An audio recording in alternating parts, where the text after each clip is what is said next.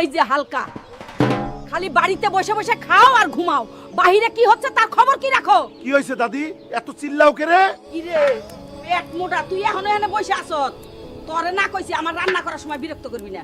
যা বড় দেখে একটা মাছ ধরে নিয়ে আয়, শীঘ্রই বাজারে যা, আমার জন্য বাজার থেকে বড় দেখে একটি কাতলা মাছ নিয়ে আয়, জমিয়ে রান্না করে খাবো দুজন মিলে। ঠিক আছে দাদি, তুমি চাইলে আমি এখনই যাই।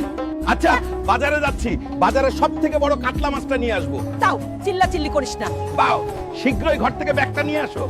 কি রে হালকা, তোর মন খারাপ কে? আর বইলো না চাচা, এই বুড়িটার জ্বালায় ঠিক মতো চারটা ভাতও খাইতে পারি না, কি যে জ্বালার ভিতরে আছি। ওহ, আর ভাল লাগে না। কি গো চাচা মিয়া? বাজারে সব থেকে বড় কাতলা মাছটা আমাকে দাও। দাদি আমার মাথা খাইয়ে ফেলতেছে, জলদি করো। ওহ রে, এত চিল্লাইস, দেখো আগে মাছটা। হালকা ভাই, তুমি যেই সাইজের কাতলা চাইতাছো সেটা পুরো বাজারে নাই। তুমি এক কাজ করো, শীঘ্রই সাগরে চলে যাও, সেখানে বড় কাতলা মাছ পাবা। আমি যখনই বাজার করতে আসি তখনই তোমাদের মাছ থাকে না। তোমরা কি মাছের ব্যবসায়ী নাকি বাজারে আসো ফাইজলামো করার জন্য?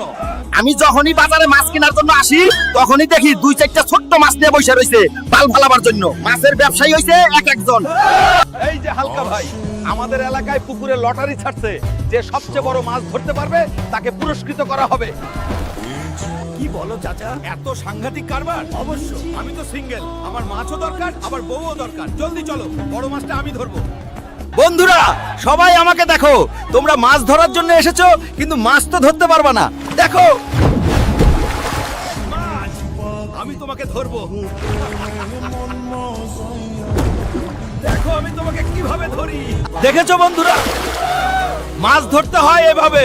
আমি ধরলাম বড় মাছ, তোমরা খাইলে আইক্যওয়ালা বাস। আমার বন্ধুগণ, আজকে আমি তোমাদেরকে আইক্যওয়ালা বাস ধরাই দিছি, কারণ আমার তো বউ দরকার।